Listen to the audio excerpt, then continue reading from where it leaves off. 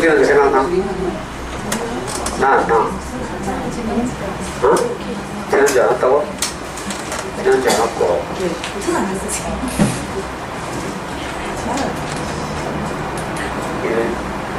지난주에 이 동영상 보고 댓글 달라 했잖아. 검사 이운수 했네. 지난주에 안 왔죠? 안 오고 또 숙제했잖아. 거절에서도 숙제했잖아. 오지랖 미세스기. 이건 유튜브 보고 유튜브에서 이제 그 잠수냉을 검색하다 오셨는데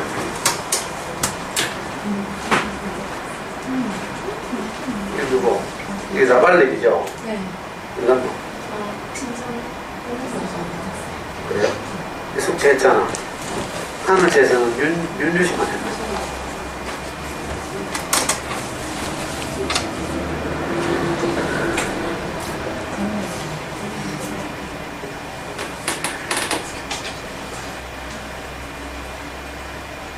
지난주에 우리 강의 주제가 뭐였죠? 은영씨 이야기해봐. 5글자. 몇 대만 가르치세요.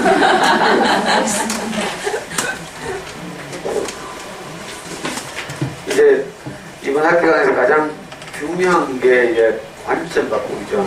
이 관점 바꾸기가 되면 오늘은 이제 감사하기, 다음 주에는 비교하지 않기, 뭐 이렇게 정말 우리 일상을 행복하게 또 만족을 이렇게 누리면서 살 수 있는 여러 가지 것들을 이제 가지고 함께 연습하고 할 텐데요. 이 모든 것들을 가능하게 하는 것이 사실은 이제 처음 시작하는 관점 바꾸기죠.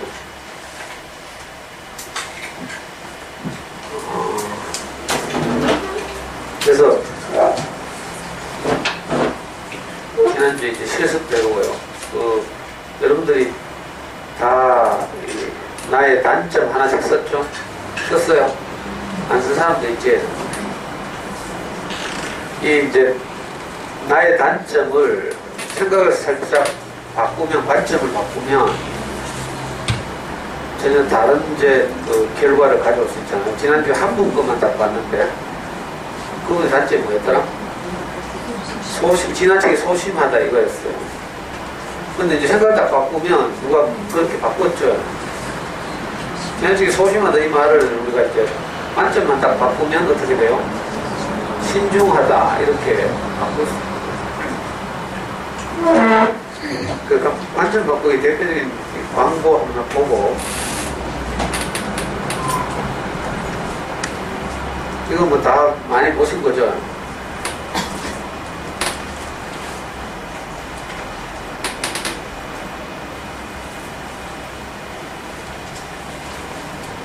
뭐야 이거?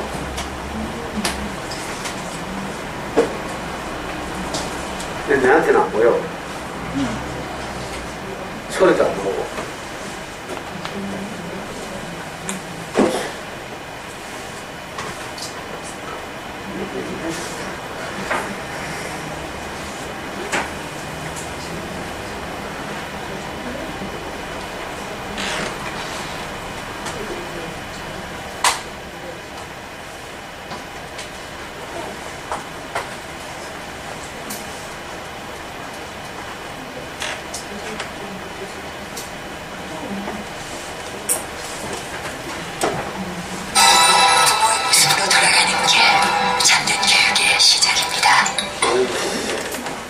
봤죠? 다 알죠? 다시 내가 스위치를 볼륨을 꺼놓고 멀리 보라 하고 학부모는 앞만 보라 합니다. 부모는 꿈을 꾸라 하고 학부모는 꿈꿀 시간을 주지 않습니다. 당신은 부모입니까? 학부모입니까? 부모의 모습으로 돌아가는 길, 찾는 교육의 시작입니다. 이거 어디서 만든 거예요?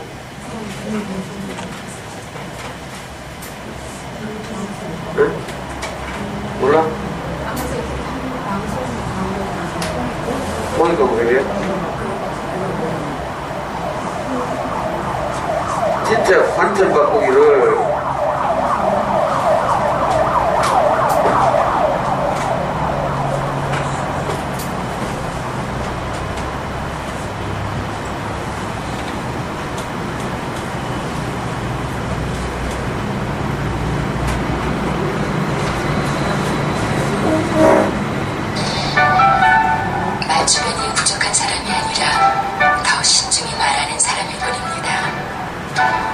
출발이 늦은 사람이 아니라 준비를 더 충분히 한 사람일 뿐입니다. 누가 당신에게 부족한 점이 많다고 말하던가요?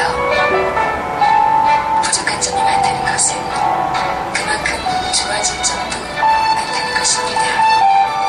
사랑이 미래다. 두산. 제가 이거 지난주에 말씀드릴 때 생각이 안 나는데 갑자기 집에 가서 생각이 확 났어요. 관점 바꾸기 아주 대표적인 사례 같아가지고, 그렇죠? 그러니까 이거 우리가 늘 연습해야 되죠. 내 관점, 이걸 지나치게 신뢰하면 안 된다, 이 말씀을 드렸어요. 특히 이제 우리가 그 삶을 살아가면서 경험해 보면, 심지어는 기억도 믿을 게 못 된다, 이런 말씀을 드렸습니다. 여러분들 영화 좋아하는가 모르겠네. 영화 같은, 특히 이제 스릴러 영화 같은 거 보면요, 우리 엄마들은 스릴러 영화 별로 안 좋아하죠. 그 반전이 이제 가장 핵심인데,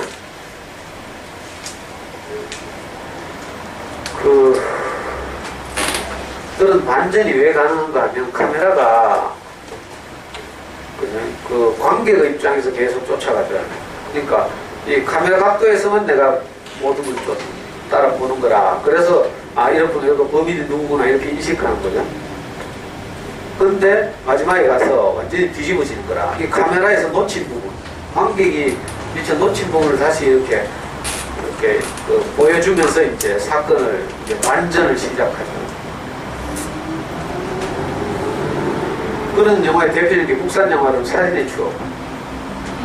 최근에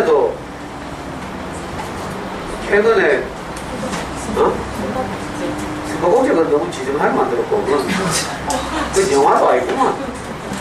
지대로는 뭐 반전 영화 같은데 그건 좀 너무, 그래, 옆에 내가 갑자기 막 몸뚱이 들고 막 사람 죽이고. 제가 최근에 다운받아 봤어요, 며칠 전에. 우리나라에서 가장 잘 만들어진 반전 영화는 살인의 추억이에요. 평점 9.5, 네이버 영화 평점이 9점 얼마를 넘죠. 그리고 이제 서양 영화로는 유저 서스펙트. 거의 반전 영화의 전설이죠, 전설. 유저 서스펙트. 그리고 우리나라에서 잘 만든 영화 중에 좀 유명한 건 살인의 추억 말고 범죄의 재구성. 범죄의 재구성 보면 그만 주인공이 쌍둥이 형이 죽고 나서 쌍둥이 형으로 막 수술하잖아요, 수술. 그래가 이제 경찰을 따돌리는 이런. 이 주인공이 누구더라, 이런 영화 배우가. 그래, 그냥. 그것도 참 잘 만들었죠. 유저 서스펙트 보면 범인이 카이저 소재인데, 실제로 범행을 이렇게 진행하는 과정에서는 완전히 막 다리 절고, 이래가지고 그 멤버들 중에 전혀 그 주인공이 아닐 것 같이 이렇게 하다가 마지막 영화 막판에 이 사람이 다리를 쩔뚝쩔뚝거리다가 잘 보면 제대로 걸으면서 사라지는 이. 왜 좋아? 봤어요?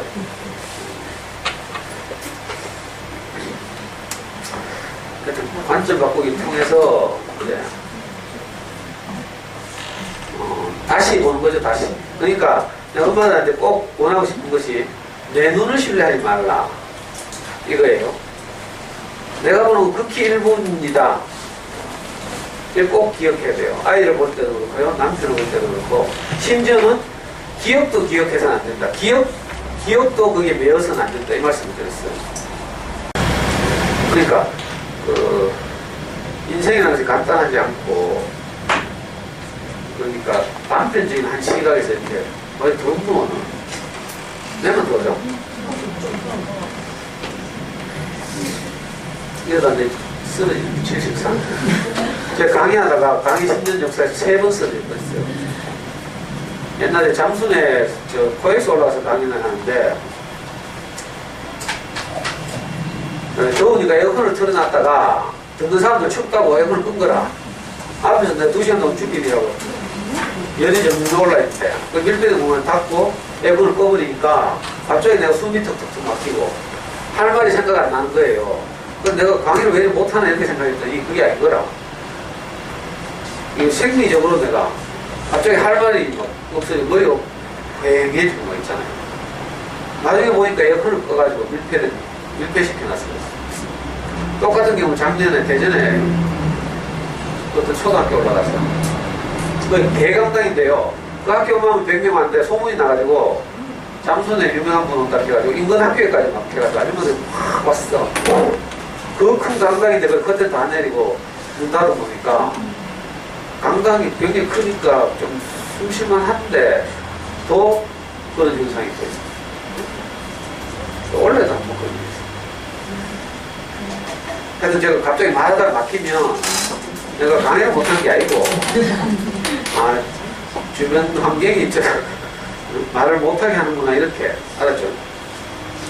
그러니까 기억을 신뢰해서는 안 된다 이거예요. 기억은 실제가 아니다. 뭐 저도 이거 몰랐어요. 근데 이제 우리 목사님 만나서 말씀 듣다 보니까 실제로 그런 거라. 그리고 그걸 내 인생에 딱 대입해 보니까 지난주에 제가 아버지 돌아가신 사건 이야기했죠. 돌아가신 사건뿐만이 아니라 아버지와의 추억 있잖아요. 기억도 형하고 제가 가진 게 확 달라요. 참 희한하더라니까. 다 자기 각도에서 이렇게 사물을 봤어요. 옛날에 우리 형을 보조해가지고 형이 이제 초등학교 6학년 때인가 동네 이제 넓은 마당에서 장사를 했어요. 컵도라고 설탕 녹여가지고 왜 모양 만들어서 한 거 있죠. 빵은 조그만 거 주고 비행기나 배 같은 거 이제 1, 2등 하면 주는 거 형이 이걸 했어요. 그리고 거기서 이제 구슬을 치기 1, 2, 3, 4, 5, 6 해는 거예요. 동그랗게 막 돌려가지고 이거 송곳 같은 거죠. 이거 바늘 뭐 만들어가지고 찍어가지고 맞추면 5배 주는 이런 그걸 이제 같이 했는데 그걸 하면서도 기억이 완전히 다른 거야. 나는 형을 아주 열심히 도와가지고 동업했다 이렇게 생각했는데 형은 내가 도왔다는 기억은 하나도 없어. 나는 온갖 자존심부름 다 하고 이랬는데 나중에 뭐 어디 가서 이야기하는 거 보니까 지가 막 초등학교 6학년 때 막 정말 고생하면서 지 혼자 고생하면서 막 우리 형 진짜 대형학원 앞에 가서 번데기 장사도 하고 막 초등학교 6학년 때 그런 거 했거든. 근데 비슷한 일에 관해서 전혀 기억이 달라요. 이것 때문에 형제간에 의상한다니까. 네. 내 관점에서만 기억하고 추억하고 내만 이렇게 했다고 생각하고 내만 피해봤다고 생각하고 이런 것들 있죠. 주관적인 기억들이 이걸 객관화시켜보면 사실이 아닐 수도 있고요. 또 사실을 하더라도 극히 일부일 수도 있어요. 그러니까 굉장히 위험하죠. 내 기억을 신뢰하는 거. 그리고 기억도 왜곡돼요. 저는 해보니까 점점점 내가 유리한 쪽으로 기억이 왜곡되기 시작해요. 처음에는 선명한 기억이 이게 점점 이제 가감해 나가면서 내 뇌가 그렇게 작용을 합니다. 그러니까 제가 하는 이야기는 다 나를 미워하는 기억들밖에 없죠. 기억은 절대 실제가 아니다. 또 하나는 생각도 실제가 아니다. 이거 엄마들이 뭐 침대에 누워서 많이 해봤을 거라. 밤에 뭐 어떤 아이에 대한 걱정 이거 하다 보면 이게 계속 마인드맵 책이치듯이 마인드맵을 그렇게 잘하면 참 좋은데 생각을 그렇게 마인드맵처럼 막 계속 그려 나가면서 비약해가지고 결국은 저기 굶어 죽겠구나 이렇게 이런 식으로 이제. 근데 생각은 사실은 실제가 아니죠. 이 두 가지를 꼭 기억해야 돼요. 기억도 실제, 과거도 그죠? 과거도 오늘 현재 삶을 사는데 별 도움이 되지 않고 또 앞날의 기억도 마찬가지로 꼭 기억할 필요가 있습니다. 그래서 요약하자면 나를 신뢰하면 안 된다. 이게 좀 모순되는 말이기도 해요. 나를 신뢰해서는 안 된다. 또 나를 안 믿으면 정신병 걸리니까 또 나를 이렇게 자존감을 높이면서 이렇게 살아야 해요. 근데 어떤 면에서 문제가 발생할 때 내 기억이나 내 판단이나 내 생각을 신뢰하고 그대로 하다 보면 이제 사고 치는 거죠. 사고.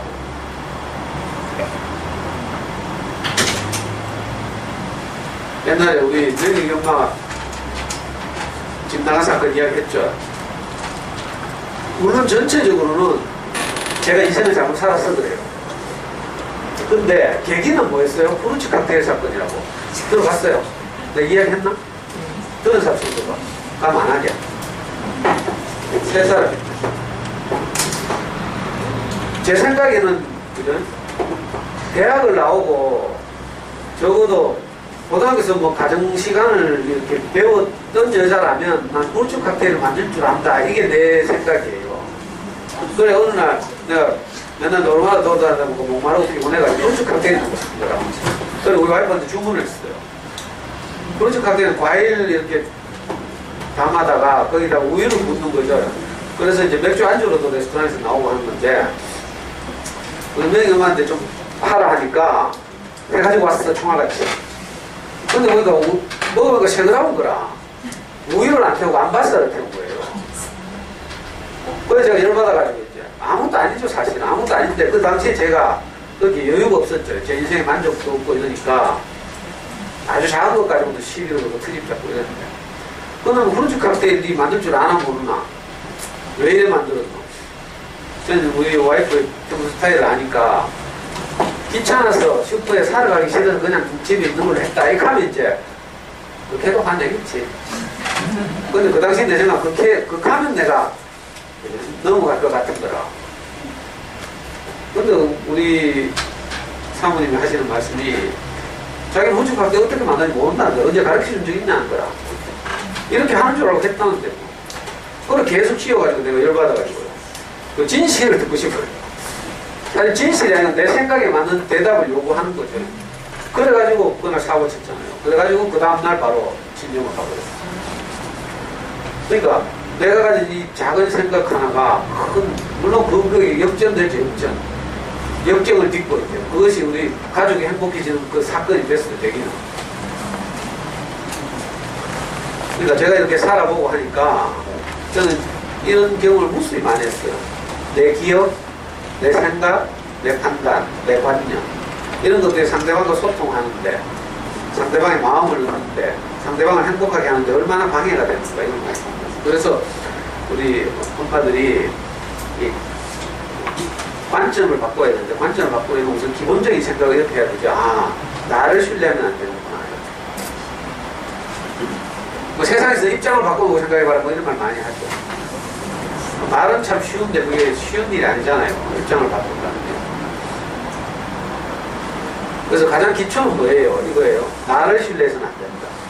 이게 쉬운 일은 아니지만 여러분들도 이 제 말을 듣고 집에 가서 여러분들 인생을 한번 이렇게 리와인드 해보라고요. 되돌려 보면서 이런 경험이 혹시 없는지 한번 이렇게 살펴보고 그런 경험이 있다면 거기에 북마크하고 아 맞네 나도 그렇구나 이렇게 그렇게 해서 이제 나를 신뢰하지 않아야 비로소 이제 소통이 가능해지고 문제는 지금 어디서 발생해요? 내가 최고다 내가 옳다 내가 하나님이다 너도 내 뜻대로만 하면 다 복될 수 있어 우리가 다 이렇게 살려고 했잖아. 남편을 볼 때도 그렇고 아이들을 볼 때도 그렇고 시어머니를 볼 때도 그렇고 다 내가 다 뜯어고쳐가지고 내 마음에 들게 내 구미에 맞게만 하면 내가 행복할 것 같죠. 그냥 그렇게 되면 만사형통할 것 같고 그렇잖아요. 근데 문제는 이놈의 내 마음대로 하고 싶은 어떤 것이 계속 문제를 불러요. 왜냐? 상대는 또 상대 자기 나름대로 자기가 최고인데 자기대로 자기가 다 옳거든요. 그러니까 전쟁 난 거지. 전쟁. 왕이 둘이면 어떻게 돼요? 전쟁 나잖아요. 왕이 하나면 평안한데요. 왕이 둘이면 전쟁 나요. 그래서 항상 싹을 자르죠. 옛날에 보면 왕조시대 때 보면 유력한 후보자들이 뜨면 바로 잘라버리죠. 죽이고 아무도 죽이고 왕이 둘이면 안 되기 때문에 집구석에서도 내 쪼대로 하려고 하는 사람이 둘 이상 되면 어떻게 돼요? 국가로지만 이제 맨날 전쟁하고 있는 거죠. 그러니까 그런 걸 미래에 방지하려면 나를 신뢰해서는 안 되겠구나. 저는 이걸 배웠어요. 근데 나를 신뢰하지 않으니까 상대방의 말을 듣게 되죠. 경청하게 되고 생각을 바꾸고 관점을 바꾸고. 그래서 이걸 기초로 해서 이제 오늘 진도를 나가자 이 말입니다. 오늘은 3과죠, 3과. 아직도 책 안 사신 분 있나? 그래, 사지 마. 내가 출판사다, 이제 뭐. 자, 세 번째 단어, 감사하기. 감사하기.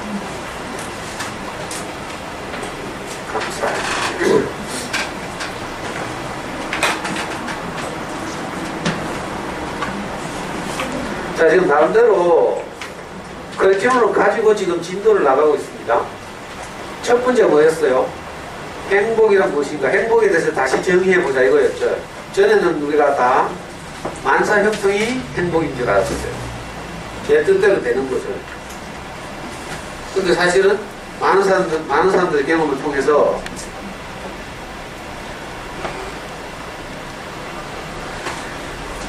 그건 아니구나 하는 걸 이제 발견해 나가기 시작했죠, 인류가.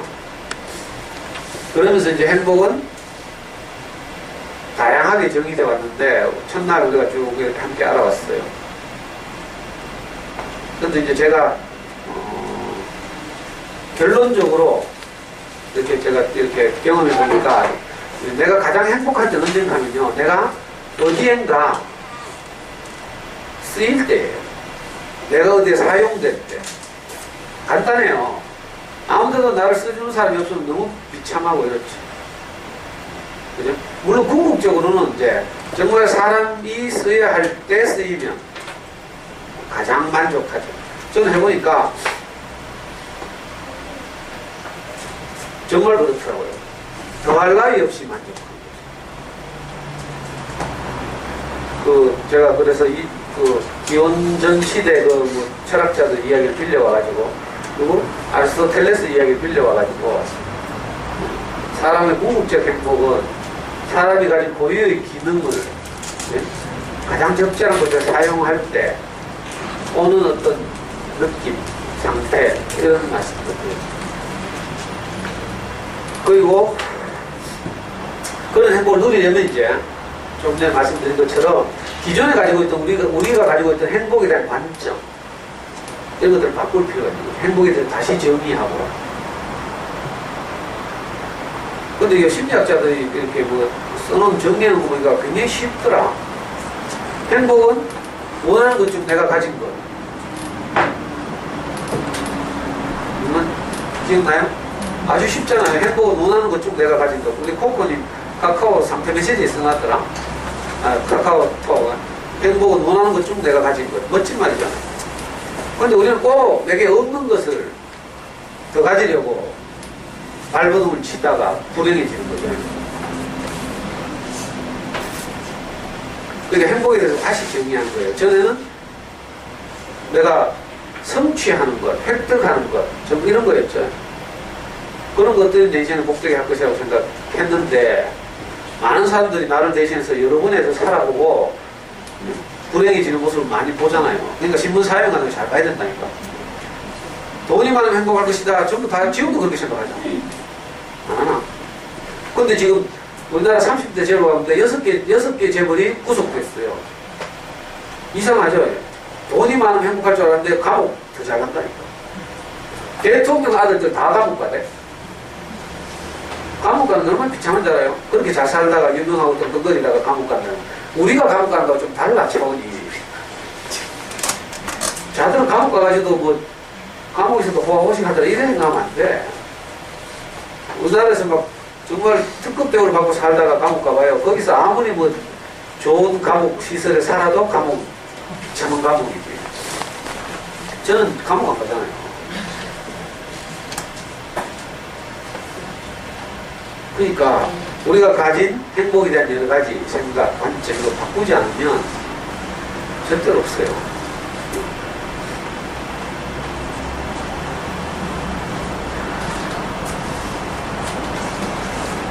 오늘은 프로젝트 이야기 전에 한번 했죠? 잠깐 했나?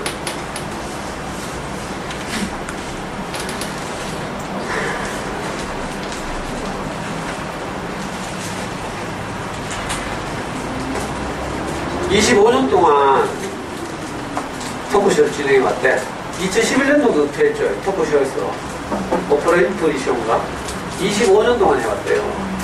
세계에서 가장 영향력 있는 여성이고, 뭐 남성을 통틀어서도 랭킹 100위 안에 드는 그런 유명한 분이죠.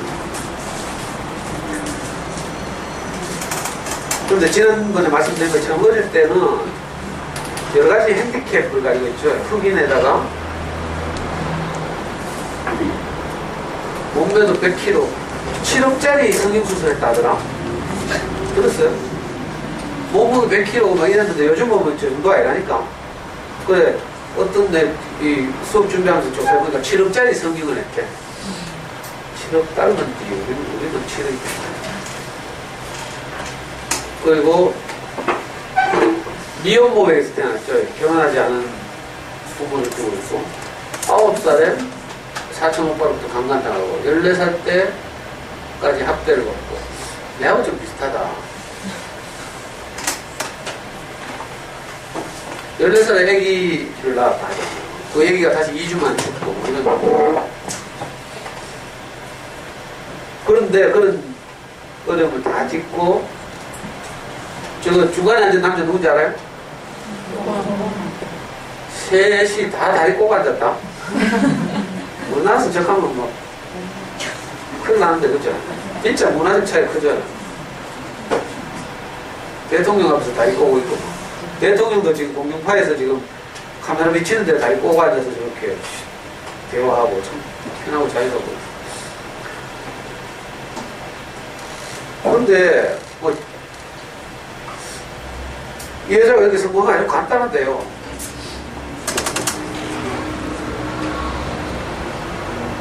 항상 일상에 대해서 감사했다는 거예요. 감사 얘기를 늘 썼대요. 감사가 별거 없네요. 그죠? 오늘 잠자리에서 일어나게 해주셔서 감사합니다. 오늘도 눈부신 푸른 하늘을 보게 해줘서 감사합니다. 이런 거, 아까 어릴 때 그 어린 시절 생각하면 감사할 게 별로 없을 것 같잖아요. 근데 항상 이런 생각을 했다. 오늘 아침에 맛있는 토스트를 먹어주셔서 감사합니다. 이렇게 관점을 바꾸면 그냥 흘려버릴 수 있는 당연한 일상을 우리가 감사하게 되죠. 나도 감사해야 되겠네. 오늘 아침에는 차디차디 닭게장을 먹게 해줘서 감사합니다. 오늘 우리 명희 엄마 개그 기념일이라 가지고 새벽에 서울로 놀러 도망갔어. 1박 2일. 근데 이제 하루 동안 내 먹으라고 공깃밥 4공기를 냉장고 집어넣어놓고 닭게장 하나 끓여서 명부는 이제 서울에 명희기도 만나고 명희기 맛있는 거 사주고 명희 방에 가서 청소도 안 해주고 그럼 명분이고 사실은 뭐 인사동 가고 뭐 이런 거 있죠.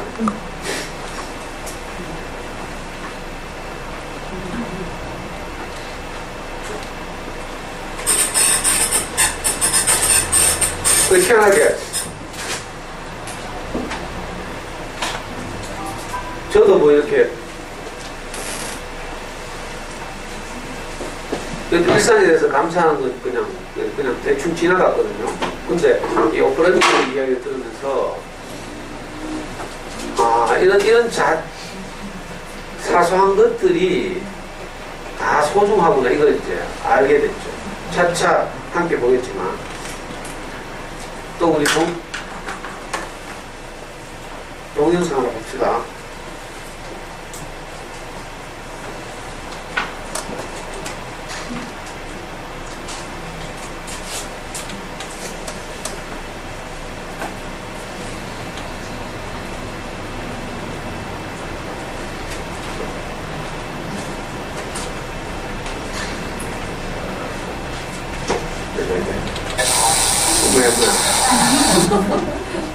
이거 맞아?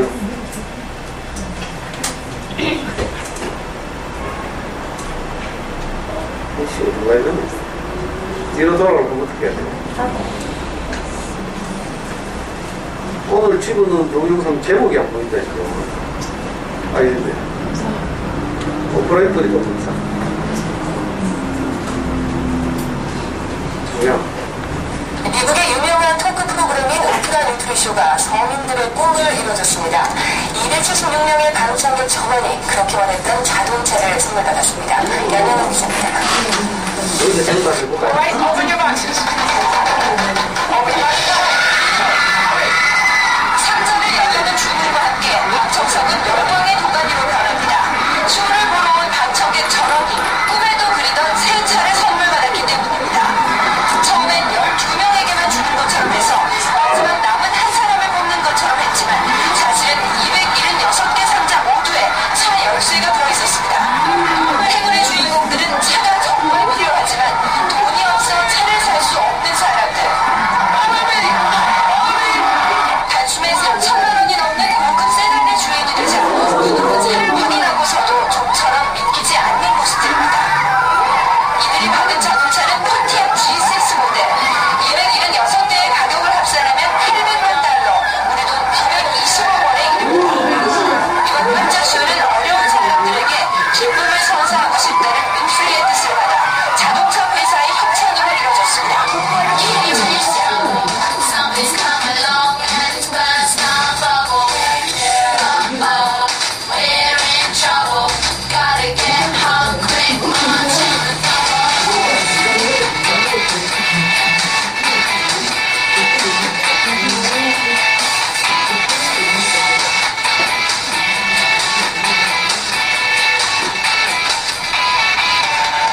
Been out all night and we haven't been home. We're walking through the back streets all alone. Party was great, yeah, we were in thrill. When we get in, we're gonna get down. Uh-oh, we're in trouble. Something's come along and it's gonna stop bubble. Uh-oh, we're in trouble. Gotta get home quick, munching the double.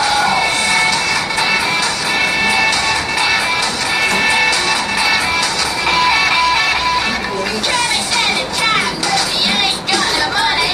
Let's a lost train, but we know we get the night bus, but the numbers never came. When I must come home, I started to. Uh-oh, we're in trouble.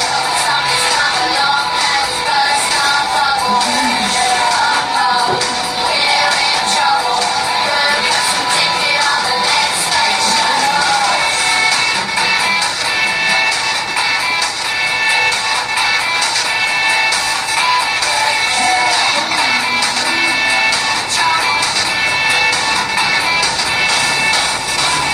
Trying to spin a car, but we soon realised we got down the road. None of us would drive. We stopped having long and they took us for a ride. And when we get home, we're gonna get Uh-oh, we're in trouble. Something's come along and it's gonna stop bubble. Uh-oh, we're in trouble. Gotta get home quick, munch on the double. Uh-oh, we're in trouble. Uh-oh,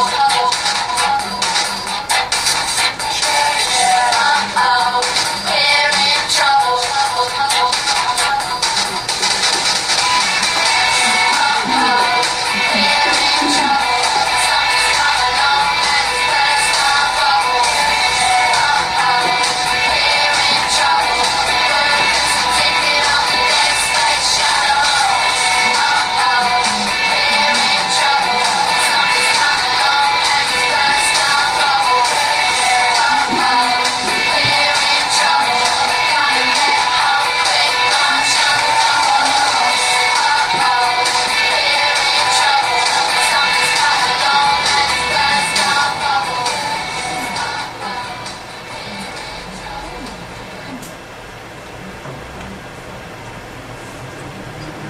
제가 보면 자동차 나눠주는 장면 편집하려고 하다가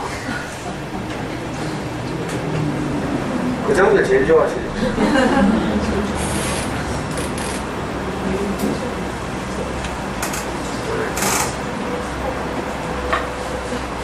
근데 이 쉽지 않은 것 같아요. 일상에서 감사하는, 성경에도 범사에 감사하라 이런 말이 있고. 근데 그게 쉬운 일이 아니죠.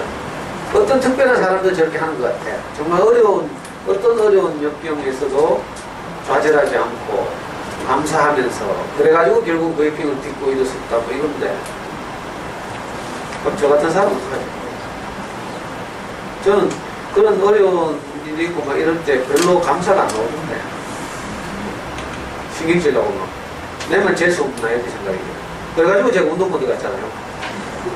내가 다시는 내 같은 우리 엄마 같은 노동자가 있다면 육비하겠다 이 생각이 딱 들었어요. 그래서 내 청춘을 거기다 바치려고 10년 동안.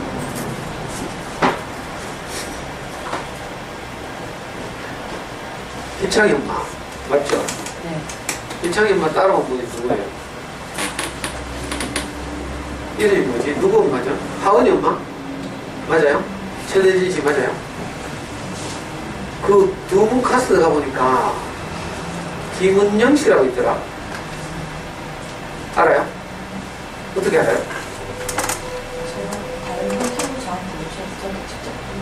다른 분 누구? 희창이 뭐 어떻게 보실 줄 알고 왔어? 준현이 엄마. 준원이 엄마? 네. 네? 안 좋아하는 모르는 건데. 모르지? 자, 여기서. 김은영 씨 어떻게 알아요? 저기 축제에 추울 때 어느 유치원? 개명 유치원? 어? 어린이집. 개명 어린이집? 거기 뭐 접점이 있어요? 상서 사는 인사를 아세요? 이상하다. 내가 왜 묻는가 하면 내 카스에 저 운동보조기님을 타고 김은영 씨가 내게 친구 신청을 해왔어. 그 내하고 친구가 됐거든? 근데 희창이 엄마 제 카스에서. 그걸 타고 저기 가보니까 거기 있더라고. 댓글 달고 뭐 아는 척하고 이러더라고. 그래서 이 둘의 관계가 뭔가 싶어가지고 내가 전혀 모르죠? 네.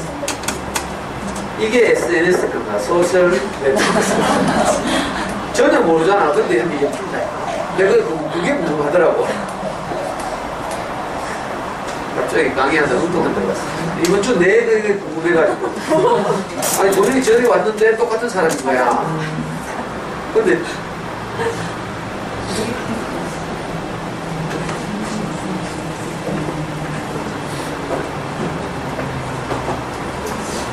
우리 책에 나오죠 이거. 그 감사가 도대체 뭔가를 인식하면 이제 우리가 할 수 있을지 없을지 알 거 아니에요.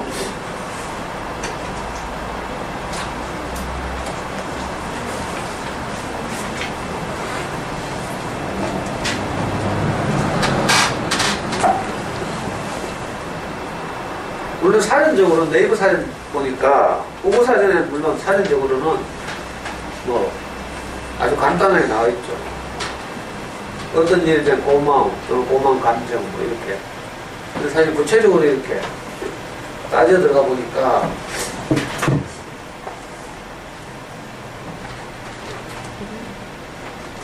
저는 가장 이제 이렇게 이번에 수업 준비하면서 이제 가장 이렇게 인상적이었던 것이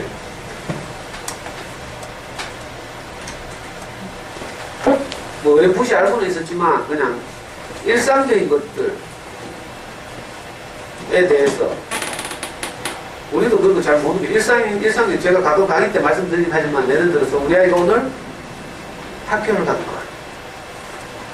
그게 정말 감사할 일이거든요. 별로 감사가 안 되는 것 같아요. 정말 감사할 일이에요. 어느 날 학교를 안 가게 되면 그때 이제 알게 되는 거야. 학교를 못 가게 되면 아파서 못 갈 수도 있고 오늘 안 왔네. 어디 갔노? 개똥벌레 안 왔네.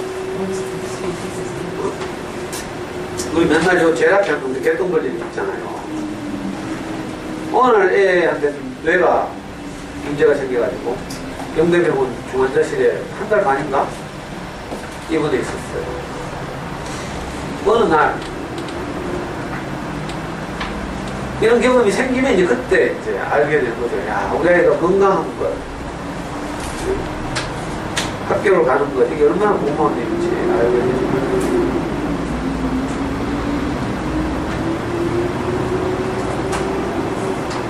그러니까 우리가 그냥 지나갔던 것, 이런 것들이 예를 들면, 이거, 이런 말 해도 되나 모르겠는데, 와이프 죽고 나면, 또 남편 죽고 나면,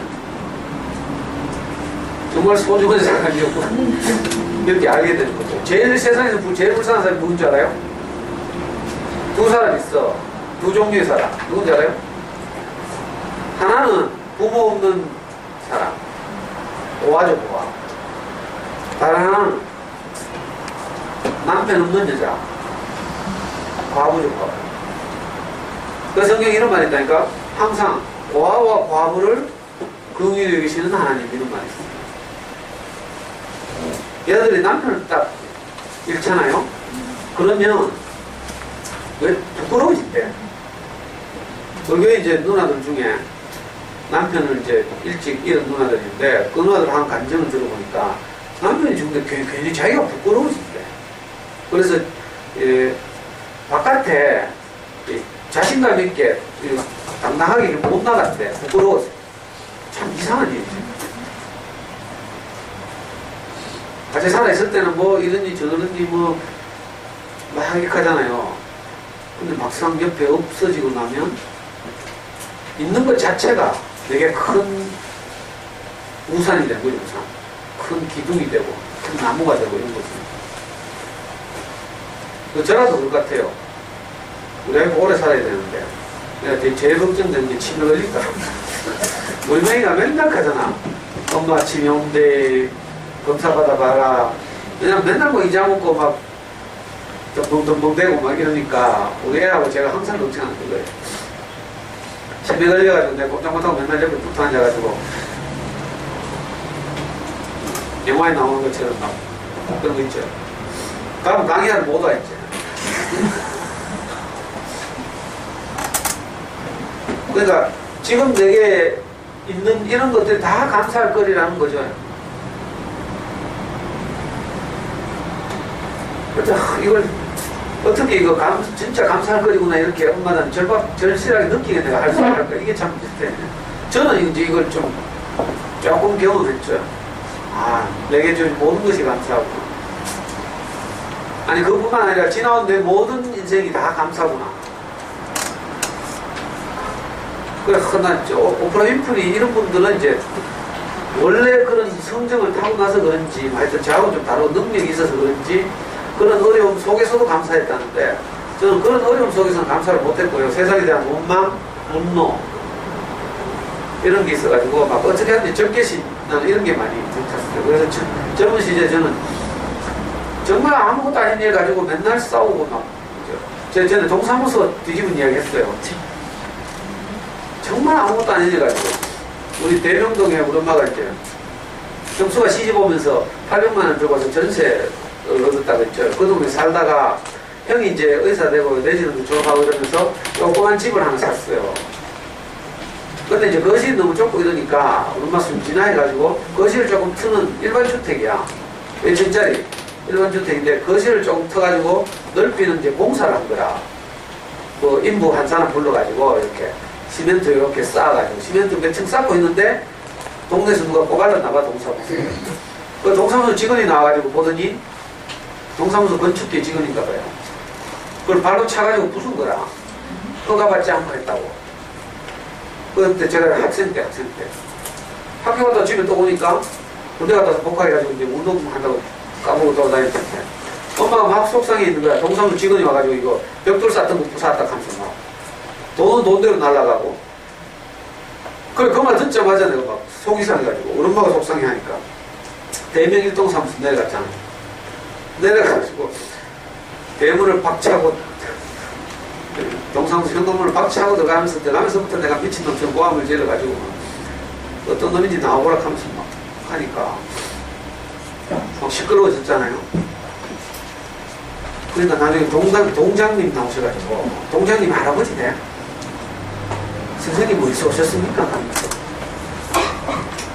어디서 오긴 어디서 와야 이거 시민이지 하면서 그러니까 막 동장실 안으로 들어와서 이야기하다 하면서 막 커피 내오고 막 근데 동장님하고 막 마주 앉아가지고 막 사태 제가 고함 지르고 너가 하려면 뭐 범칙금 뭐 통보를 하든지 행정경찰 갈지 왜 너가 막 그 쌓는 벽돌을 부순 놈 하면서 아이고, 나중에 되니까 막, 내 고함 고래고래 질러놓고 생각하니까 그냥 수습이 안 돼. 어떻게 뒷정리 마무리를 하고 나가야 될 거 아닙니까? 나도 요걸 한다든지 뭐, 해야 되는데 뭐, 바로차가 다 부사갖고 이미. 그걸 돈으로 물어내라고 하는 거야. 홧김에 막 일은 저지르는데 수습이 안 되는 거예요. 그래서 그것도 시끄럽했어.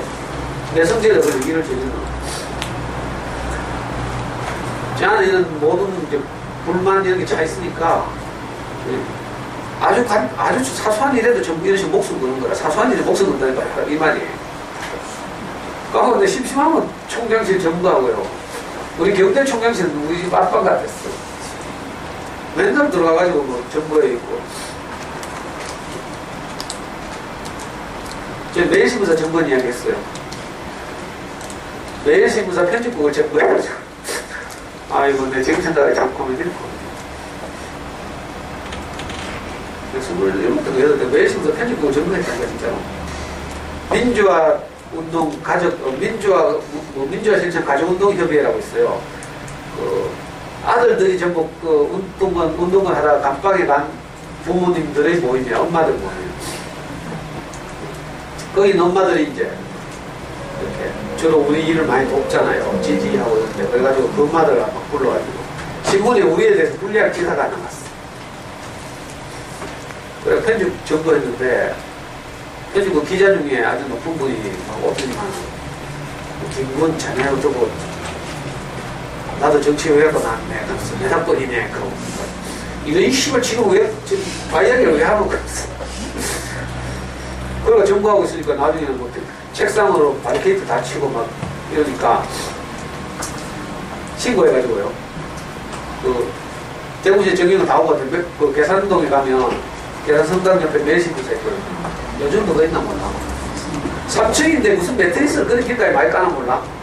우리 투신할까 이제 지나가러 들어오면 우리 창문으로 뛰내릴 거 아니에요. 저항하거나. 그러니까 그 빌딩 둘레 매트리스 다 깔고 있잖아. 투신의 얘기예요.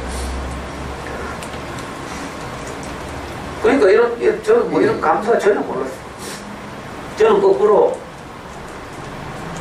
정말 어쩔 수 없는 사람에게는 구원자가 필요하다 이런 말이 있어요. 제 클래스에 올려놨는데 제가 가장 좋아하는 우리 내보다 한 살 많은 형이 지금 캐나다 토론토에 사는 목사가 하나 있는데 김치현 목사. 우리 목사님 이제 시켜가지고 그 북미 대륙 일대를 담당하고 있죠. 그 형이 이제 우리 교회에서 게시판에 좀 쓰는 글 중에 지금 제가 최신 글 하나 올려놓고 있어요. 그거 읽어보시면 그래도 가능한 사람에게는 뭐 이렇게 저렇게 하라고 가르쳐서 살게 하면 되지만 그러나 어쩔 수 없는 사람에게는 구원자가 필요하다. 저같이 예를 들어 안 되는 사람 있잖아. 안 되는 사람. 그런 사람에게는 누가 와서 나를 구원해 줘야 되죠. 내 생각에 사로잡혀 있고 이런 원망과 분노 이런 걸로 가득 차 있는 어떤 사람에게는 이런 걸 가져가줄 어떤 사람이 필요한 거죠. 저는 그래서 그런 스승을 만나고 나서 이제 내가 다른 말씀을 듣고 이래서 내가 충분히 만족해지고 나니까 그 다음부터 이제 나오는 게 감사하더라고요. 그 저는 이 오프레인프라고 좀 관심이 달라요. 뭐 오프레인프뿐만 아니라 다른 이런 역경을 듣고 이래서 많은 사람들이 감사하더라고요. 근데 제게서 나오는 감사는 그런 거하고 좀 다르지. 내게 어떤 다른 곳으로부터 이제 은혜가 흘러와서 내 인생 그 메마른 내 인생을 적시고 나니까 비로소 내게서도 흘러 넘쳐서 이제 나오는 거. 이게 감사였어. 저는 우리 어머니 돌아가시기 전에도 항상 원망했거든요. 내가 속상할 때 엄마도 이제 속상할 거 아니에요.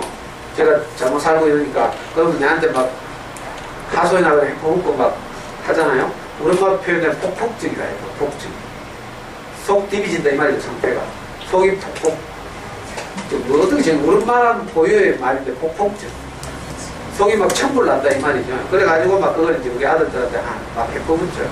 형은 그래도 성실하게 사니까 그 대상이 아니고 주로 저나 제 동생한테 이제 폭폭증을 내는데 그럴 때마다 제가 어떻게 말했는지 알아요? 그러면 엄마 내가 희나 대신에 고등학교 학교 보내준 거지. 내가 항상 이렇게. 그러니까 우리 엄마 얼마나 속상했겠어요. 안 그래도 못 보내준 것, 함께 데리고 살지 못한 것에 대해서 늘 미안하고 네? 속상하고 이런데 거기다 내놓고 제가 내가 불만족스러우니까 거기다 이거 바로 엄마한테 막 항상 그랬어요. 엄마 그러면 희한 대신 내 학교 보내줘보지. 나는 얘 사고 싶고 사는 줄 알아. 그럼 지방 깽판 되는 거지. 그래서 내가 제 인생 스스로 만나고 나서 인생이 바뀌고 나서 어떻게 됐지 알아요? 우리 엄마 살아계신 동안 내가 교회 앞에 나가서 우리 엄마에 대한 감사를 표현한 게 한두 번이 아니에요. 가장 그 절정이 뭐 있는가 하면 제가 이제 수영을 배우고 싶어가지고 우리는 또 돈 주고 배우면 돈 아깝서 못하잖아. 요즘 젊은들은 다 수영장에 돈 주고 막 코치들한테 배우고 뭐 코치가 잘생겼나 못생겼냐에 따라서 출석률 달라지고 막 이러더라. 근데 저는 그게 아까워가지고 옛날에 우리 명이 초등학교 때 영희 아빠한테 배웠어요. 그래서 영희네 가족하고 우리 가족이 여기 올림픽 수영장 여기 갔잖아.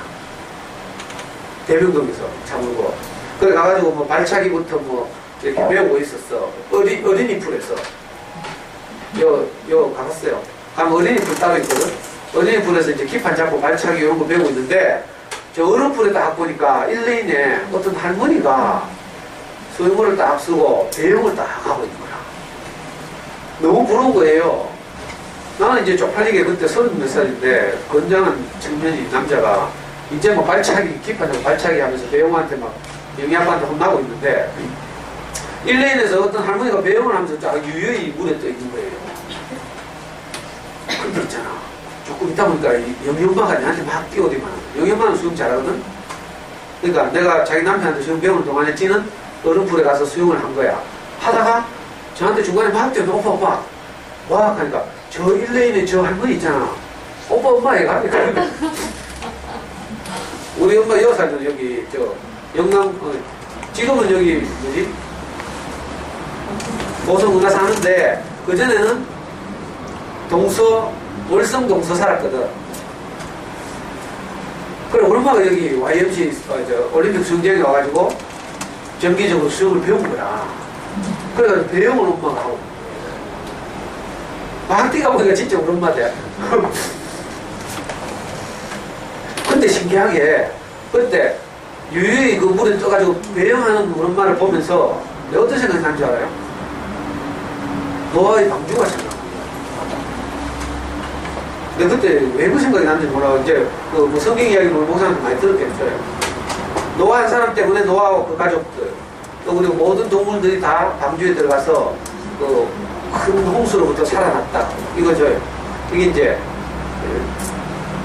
대표적인 이제 구원의 예표로 이렇게 많이 알려지는 그 신화인데, 근데 우리 엄마가 배영하고 딱 떠 있는 걸 딱 보면서 아 엄마가 바로 방주구나 이 생각이 들었어. 저는 노아의 방주하면 노아가 따로 있고 노아가 지은 방주 배죠. 배 오크 참나무로 만든 배란 뜻인데 노아의 방주가 따로 있다고 생각했어요. 옛날 이야기니까. 근데 이걸 현대적으로 다시 생각해 보니까 배가 따로 있고 배 만든 사람 따로 있는 게 아니고 그 사람이 바로 배구나 이 생각이 들었어요. 그러니까 우리 삼형제가 엄마의 인생 안에 올라타가지고 험한 세상을 무사히 통과했구나 이 생각이 딱 든 거야. 그때 늙은 노인이지만 그 험한 세상을 실제로 뭐 새빵 얻어 다니고 이럴 때 우리 삼형제 아들 많다고 방 안 줄까봐 숨기고 엄마 혼자서 방 없고 또 혼자 사는 여자라고 남자들이 업신여길까봐 그런 남자들 혼자 사는 남자들 없는 새빵 얻으려고 맨날 막 애쓰고 막 이랬거든요.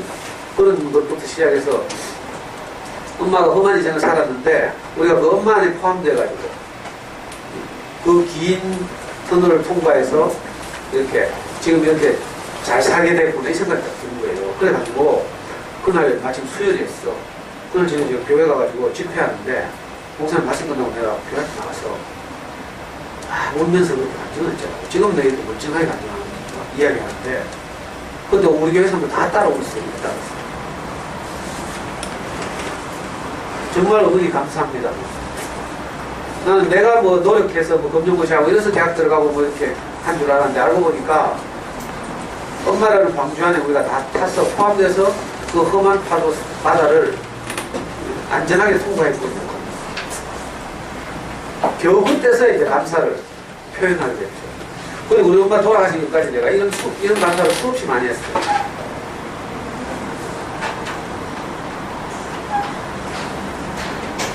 저는 진짜 그러니까 효도 많이 한 거죠. 옛날에도 말씀드렸지만 초등학교 6학년 때 엄마가 이제 설교공연 다녔거든요. 그때 겨울에 초겨울에 해가 일찍 지잖아요. 12월달 되면 해가 져요. 동지가 12월 20일쯤이니까 해가 져가지고 컴컴해졌는데 엄마가 밤일을 가는 거라. 그때 내가 서부초등학교 6학년이었는데 그때 기도했어요. 엄마 밤일 가는 엄마를 보내놓고 내가 진짜 기도했다니까. 하나님, 내가 25살 될 때까지만 엄마가 살아있게 해주십시오. 이렇게 기도했어요. 왜냐하면 내 생각에 그때 한 25 되면 돈 벌 것 같았어. 돈 벌어서 우리 엄마 고생 안 시키려고 내가 25만 되면 되도록 우리 엄마 살아있게 해주십시오 하고 기도했는데 문제는 내가 40이 돼도 돈을 못 벌었잖아. 우리 엄마가 2000년도에 돌아가셨는데 2000년도 지금 2003년 제가 50 됐으니까 우리 엄마 돌아가셨을 때가 41살이고 40살이었어요. 40살 되도록 내가 엄마한테 용돈을 한 번도 드린 적이 없어. 자, 불효자죠? 정말. 저는 제가 불효자라는 생각 한 번도 안 해요. 정말 살아계신 동안 내가 어머니 나를 낳아주셔서 감사합니다부터 시작해서 엄마 때문에 우리가 있군요.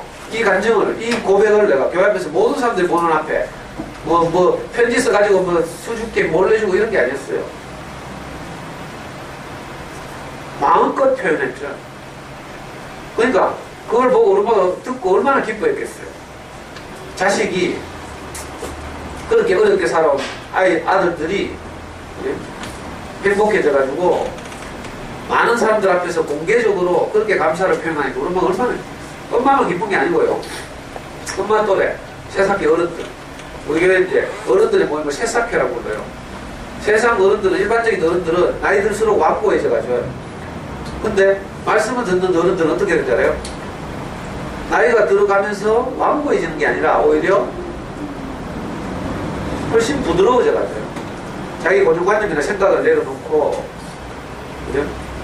그 후배들과 자식들과 소통하고 이래요. 그러니까 우리 엄마 또래 어른들이 저를 얼마나 사랑하는지 몰라. 지금 우리 엄마 돌아가지 13년 14년 지났는데도 우리 엄마 옛날 친구들 지금도 교회 안에 살아계시거든요. 저만 보면 막 손잡고 얼굴 만지고 막 뺨 비비고 너 엄마가 살아계셨다면 얼마나 더 기뻐할까 하고.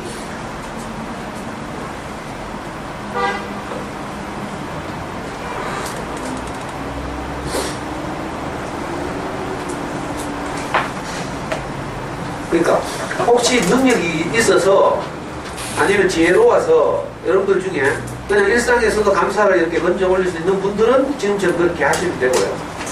혹시 저처럼 아무래도 감사는 찌라니 잘 안 나온다 싶은 분들은 이제 좀 다른 처방이 필요하죠. 심화반 오시는 이번에 우리 그 어머니 또래 모임 새싹회라고 있죠.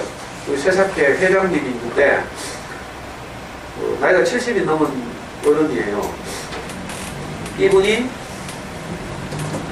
이번에 갑자기 식도암이 걸렸어. 그래가지고 영대병원에서 검사를 받아보니까 식도암이래.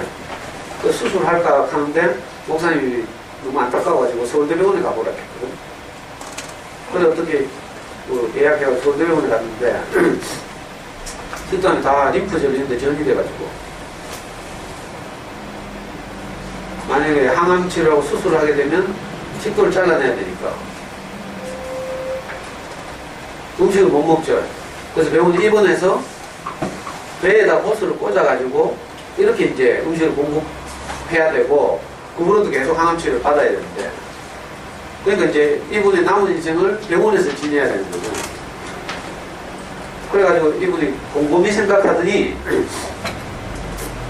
그 수술하고 항암치료하는 걸 포기하고 차라리 내가 얼마 살지는 모르지만 남은 인생을 교회생활 하면서 내가 감사를 표현하면서 살고 싶다. 그래가지고 그때부터 내려왔어. 그래가지고 지금 자연치유요법 하는 거예요. 그 중에서도 음양식이라는 거 있지만 그걸 이제 하면서 남은 인생 사시겠다고 이번 1월에 교회 앞에 나왔습니다. 지난주구나. 근데 식도암이 걸려가지고 온몸에 그 퍼져가지고 수술도 안 되는 상황. 남자 어른이 71살인가 이런데 아직 요즘 평균 연령이 비교적 젊은 편이잖아요. 요즘 노인들 치고. 그런데 이번에 전혀 동요가 없어요. 그리고 정말 이렇게 남은 인생을 자기가 받은 은혜를 감사하면서 살겠다고. 이 형님은 진짜로 이 집에 며느리가 하나 들어갔는데 이 며느리가 들어갔는데 그러니까 자기 아들이 아내죠. 아들이 이제 첫 결혼에 실패하고 두 번째 결혼에 며느리가 두 번째 들어갔어. 근데 이 두 번째 며느리하고 아들 사이에서 난 아이가 근이양증 다리에 힘이 없어요. 지금 초등학교 다니는데 다리에 힘이 없어가지고 대부분은 그 휠체어 타고 다니고 어디 몇 걸음 못 걷고 이런 이제 병을 가지게 됐어요. 집안에 참 문제가 많을 것 같죠. 근데 신기하게도 그게 전혀 문제가 되지 않는 거야. 오히려 며느리가 너무 안타까워가지고 이 두 어른이 시부모님들이 며느리가 어떻게 하면 편하게 될까 싶어가지고 밥도 다 하고 시아버님 밥에가 며느리를 먹인다니까. 이 며느리는 지금 몇 살이지? 30대 후반 40 넘었나? 40쯤 된 30대 후반 40쯤 된 얘는 또 개념 없거든. 며느리가 젊은 며느리가 막 얼마나 거친지 막 얼마나 유연한가 하면 이 시아버지가 유연한가 하면 며느리가 시아버지하고 오빠락한다. 우리 교회에서 살다 보니까 나 언니 오빠 이모 삼촌이잖아요. 남들은 완전 금가루 입안이지. 관계가 그만큼 그 시댁 시부모라는 관계를 넘어섰다 이 뜻이에요. 시어머니 뭡니까?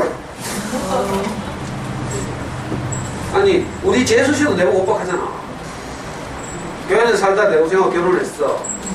그러니까 시아주머니 보고 다 오빠라 하잖아.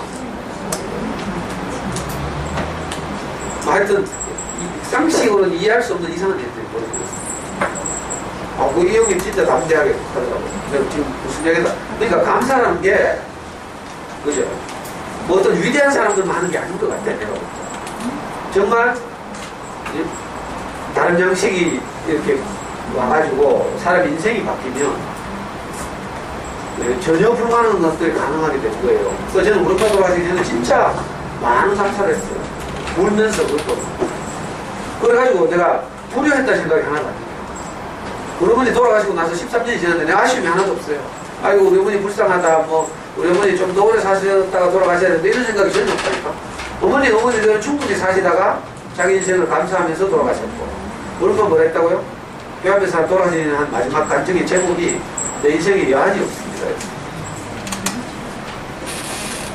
우리 엄마가 그 실명했다 했죠? 실명하고 그 다음에 7개월 투병하다가 온몸이 마비돼가지고 돌아가셨거든요. 그때 온몸이 마비되기 전에 쓴 그 일기가 있어요. 병상 일기라고. 내 카스에 올려져 있잖아. 내 편인가 줄여가지고 내가 올려놨어요. 눈이 마비되고 나서부터는 글을 못 쓰셨는데, 눈이 안 보이고 나서부터는, 눈이 보이고 온몸이 마비되기 전에는 자기가 몸이 실명해가는 과정, 굳어져가는 과정을 계속 기록했다. 그러면서도 감사했다니까요. 그러니까 우리 어머니대로 진짜 잘 돌아가셨고, 자식들은 자식들대로 아쉬움이 없어요. 왜? 충분히 효도를 했기 때문에. 저는 부끄럽잖아요. 물론 좀 돈을 못 받는 건 자랑스러운 일은 아니지만, 우리 엄마한테 내가 용돈을 한 번 드린 적이 없다니까. 오히려 우리 엄마가 용돈을 나한테 많이 줬지. 형이 주는 용돈을 몰래 모아놨다가, 그죠? 내가 빚 생기면 노름하다 빚지면 주고, 도저히 안 되겠으니까 나중에는 제 명의를 도용해가지고 주택청약저축 있잖아요.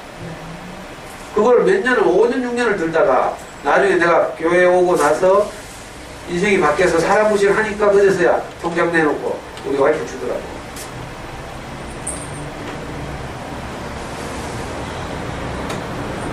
그러니까 부모한테 효도하는 거는 내가 경제적으로 넉넉하게 살아서 용돈 듬뿍듬뿍 드리고 뭐 효도 여행 뭐 칠순 어디 제주도 보내고 해외 보내고 이런 게 아니에요.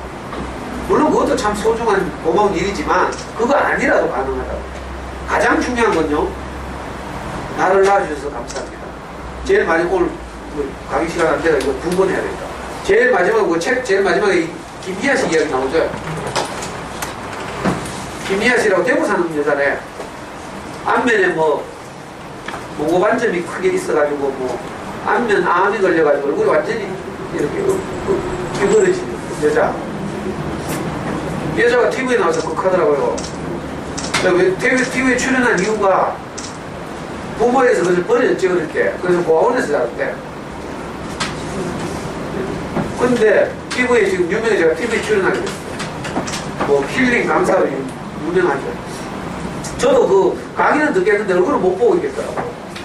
너무 흉측스러워가지고. 근데 이 양반이 TV에서 다 나온 이유가 그거래. 부모님한테 감사하고 싶지. 부모는 어릴 때 낳자마자 버려져 고아원에 갔는데 뭘 감사할 게 있는가 이렇게 물으니까 나를 낳아주셔서 감사합니다. 우리가 나아진 건 이거 보통 일이 아니죠, 사실. 뭐, 흔히 우리 들은 이야기지만, 옛날에 뭐, 고등학교 때 생물 선생님이나 이런 분들이 이런 이야기 많이 하죠. 우리가 한 사람 태어나기 위해서는 뭐, 남자의 정자 안에 뭐 수백만 마리의 뭐 정축이 있다는가? 뭐 얼마 있다 하더라? 그게 막 달리기를 하다가 1등 하는 놈이 착상해가지고 우리가 태어난다. 그러니까 우리가 태어난 거 이거 로또 맞은 거죠, 로또 맞은 거. 생물학적으로 너무 미세한 부분이라서 우리가 실감이 안 나서 그렇지, 사실은 우리가 여기 지금 태어나서 이렇게 살고 있는 것 자체가 로또 맞은 거예요. 실감 안 나. 아니, 내 이번에 공유형 모직이라고 정부에서 전세난 완화를 위해서 정책 하나 내는 거 있죠. 알아요? 몰라? 뭐 아는 게 있어요. 대화를 하지. 공유형 모직이라고 세계 최초 주택 구입 자금을 1.5%로 대출해 준 거야. 모기지라는 건 다들 몰라요? 주택.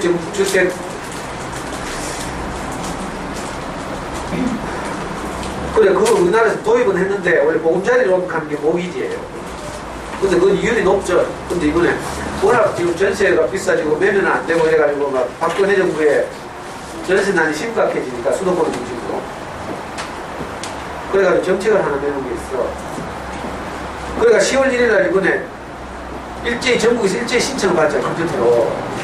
전국에 5천 가구로 선착순 신청을 받는데 9시부터 10월 1일 9시에 내가 컴퓨터 앞에 딱 앉아가지고 월요일날 화요일 신청을 딱 했어. 그러다가 내가 잠시 고민한 거야. 전화번호를 적는 날이 있어. 신청은 이제 내가 하는 게 아니라 나는 뭐 상환 능력이 없으니까 우리 와이프 이름으로 신청해야 될 거 아니야. 그래서 신청 우리 와이프 이름으로 해놓고 전화번호 적는 날에 우리 와이프한테 전화 가면 이게 처리를 잘 못하잖아. 그래서 내 전화번호를 적을 거 우리 마누라 전화를 적어가 조금 꾹다가 내 전화번호를 딱 적어가지고 신청을 클릭 딱 했어. 9시에서 5분 딱 걸렸거든요. 5분인데 내가 몇 번 받은 줄 알아요? 3,800번 접수번호. 5,000명 모집해. 아, 난 큰일 나면 늦게 잘랐으면 탈락이라. 54분 만에 5,000명이 신청을 했어요. 마감. 우리나라에서 정부 정책이 나온 중에 최초로, 금융상품 나온 중에 최초로 완판이죠, 완판. 매진 54분 만에 5,000명. 지금 심사하고 있어. 심사해가지고 2,000가구 탈락하고, 나머지 3,000가구한테는 이제 심사를 통과하면 1.5%의 저금리로 이제 주택구입자를 대출해 줄 거예요. 이걸 보고 로또로 간다고. 정말 잘했어요. 로또 대출이 간다고 지금. 근데 이것도 로또라는데 5,000명 중에 2,000명, 3,000명 뽑는 거 이것도 로또라 하는데 우리가 그 수많은 확률을 뚫고 우리가 지금 태어났잖아요. 이게 보통 일이 아니라니까. 여러분들 아주 우수한 자원이지, 자원. 서울대학교 들어가려고 해도 뭐 60만 명 중에 몇 등 하면 들어가잖아. 0.01% 하고. 근데 우리는 그보다 더 높은 확률을 뚫고 지금 세상에 나갔어. 그 생각하면 진짜. 이 유명한 유대인 랍비인데요. 이 양반 이렇게 말했대요. 행복은 내가 원하는 것을 가지는 것이 오는 것이 아니고 내가 가지고 있는 것을 감사하는 데서 오는 것이다. 그 행복이 무엇인가 할 때도 잠깐 말씀드렸지만 행복은 원하는 것 중에 내가 가진 것, 이게 행복이다. 근데 원하는 것 중에 내가 가진 것은 당연하다고 생각하면 행복이 없는 거죠. 그리고 안 가진 것을 가지려고 애를 쓰면 이제 부족이고 불만이고.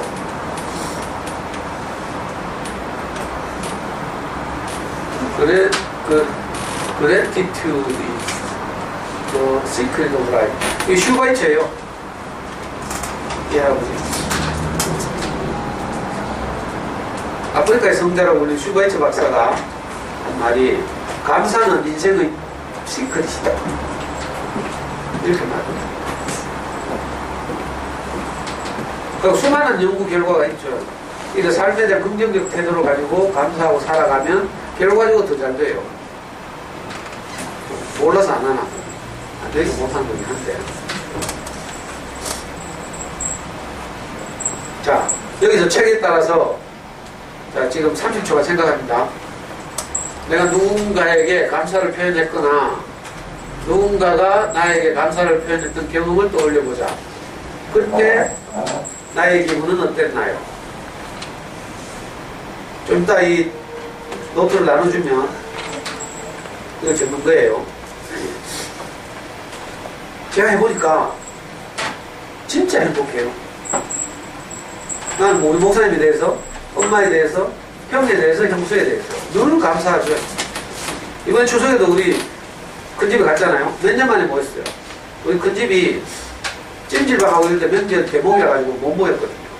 그리고 조카도 군대 가거나 명익이 군대 가 있거나 뭐 우리 형수가 항상 바빠가지고 못 모였는데 몇 년 만에 이렇게 지금은 그 찜질방 가진 자리를 요양병원으로 바꿨죠.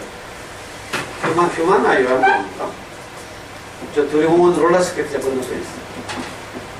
바꾸고 나서 이제 명절에 그랬어요. 우리 집 모이면 항상 이제 제사를 안 지는 대신에 추도식을 하죠. 이제 성경을 뭐 읽고 형님이 이제 말씀하고 또 찬송가 부르고 기도하고 돌아가면서 간증하고 온 식구가 한마디씩 이렇게 이제 하고 추석이나 이제 어머니 기일을 지내는데 이번 추석에도 우리 뭐 김일성 북한 공산 집단 같아요. 우리 모이면 온 가족이 형수님을 일제히 찬양하는 거예요. 아주 간단해요. 우리 집 명절은 아주 간단해요. 형님과 형수님 은혜로 우리가 지금까지 이렇게 잘 살아왔습니다. 그리고 교회도 만났고 우리 인생 정말 행복하게 됐습니다. 너무너무 감사합니다. 이게 우리 동생들과 며느리들과 조카들의 한결같은 고백이에요. 다른 고백 없어. 이상하죠? 이게 기적이에요, 기적. 우리 안에서 이런 누구에게 감사한다는 고백이 나온다는 기적이죠. 그래서 고백을 하고 나면 내가 너무 신기해. 야, 나는 이런 인간이 못 되는데. 나는 누구를 원망하고 판단하고 옳고 그름으로 분석하고 비난하고 이런 사람이죠, 원래. 근데 신기하게도 내 동생도 욱하고 저도 욱하고 우리 와이프도 욱하고 우리 막내 재수 씨도 욱하고 한결같이 다.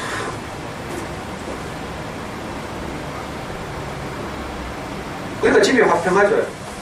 화평하고 은혜가 위에서 내려오고 명익이 등록고 뭐 이런 거. 이번에도 우리 형수님이 지갑 꺼내지만 명익이 복학해서 서울 가는데 용돈 줘야지 하면서 봉투했다. 지난 여름에도 서울 올라간다고 형한테 병원에 인사를 가니까 형이 또 지갑만 열리면 명익이 용돈 줘야지 하면서 30만 원. 그래서 은혜 받고 산다니까. 감사하니까 만약에 원망하고 있잖아요. 너는 잘 살면서 우리한테 뭐 안 도와주고 이렇게 하면 도와주고 싶은 마음도 없어질 거라. 그리고 감사를 표현해 보니까 내가 감사를 표현할 수 있다는 사람이 된 것이 또 감사하고 이것도 많은 사람들 앞에 이렇게 표현하고 은혜를 받은 것에 대해서 표현하고 이러니까 내가 이상은 가장 먼저 넉넉해지죠. 여러분들 사랑을 표현하면 그렇죠? 왜? 1학기 때가 해봤잖아. 애들한테 집에 가서 해보라 했죠. 엄마는 언제까지 너를 사랑한단다, 애야. 이렇게 해보면 애는 엄마가 와 이렇게 하는 거 이렇게 생각할지 모르지만 그걸 표현하면 내가 가장 먼저 행복해져요. 자, 감사도 마찬가지예요. 표현해보면 그걸 표현한 내가 가장 행복합니다. 그러니까 어버이날 이럴 때 있잖아요. 그냥 돈만 억지로 막 10만 원 넣어가지고 드리지 말고 시댁에 누구 아빠를 이렇게 잘 낳아가지고 이렇게 잘 길러서 부족한 저에게 보내주셔서 어머니 너무 감사합니다. 이렇게 한 적을 보내서 그럼 시어머니 바로 전화 온다. 이거 싫어요, 싫어. 여기서 내 강의에서 듣는 엄마들이 내가 시킨 대로 하는 엄마 치고 안 좋아하시는 엄마가 없어. 아, 진짜로. 우리 정혜의 둘째 언니 있죠? 정혜의 둘째 언니 성이라고 있는데, 물론, 여기서 강의 듣고 한 건 아니고 심화반에서 강의 듣다고. 어버이날 이렇게 해보라 했거든? 그 집도 남편이 시댁하고 관계가 안 좋아가지고 명절날 시댁에 안 가는 집이에요. 관계가 그만큼 얼그러진 집이라. 근데도 이 젊은 엄마 안에 다른 마음이 생겨서 어버이날 진짜 편지를 썼다니까. 그렇게. 그랬더니 바로 전화 왔죠. 전화 와가지고 뭐 시어머니가 뭐 이런 말 듣자고 한 게 아닌데 막 그러면서 뭔가 계속 이야기하고 싶어가지고 그런 말 들으면요 너무 기뻐가지고 마음이 여진다고. 그래서 뭐 계속 뭘 말하고 싶어하고 이래요. 참 이상한 일이에요. 시어머니한테 잘 배우려고. 그런데 이제 딴 데 해볼까. 이거 자꾸 표현해봐야 되죠. 이 책의 주장이 뭐예요? 행복은 연습하는 것이다. 긍정심리학의 주장이에요. 그것도 자꾸 하다 보면 된다니까.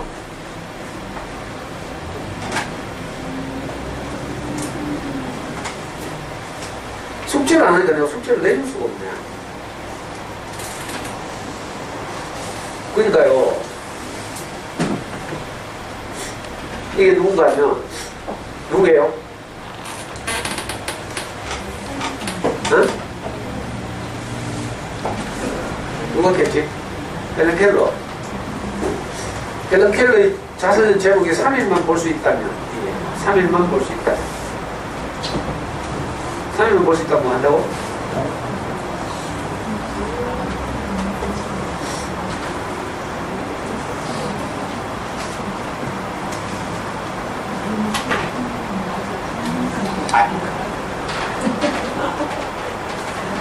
그만 이게 누구? 지금 야가 나올 순서가 아닙니다.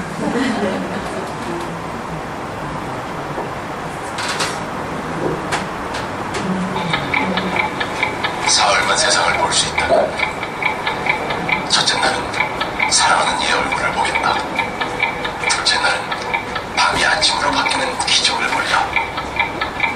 셋째 날은 사람들이 오가는 평범한 거리를 보고 싶다. 단언컨대 본다는 것은 가장 큰 축복입니다. 휴대폰 선전하는데 참 고상하게 잘 만들죠. 이거 이제 조금 전에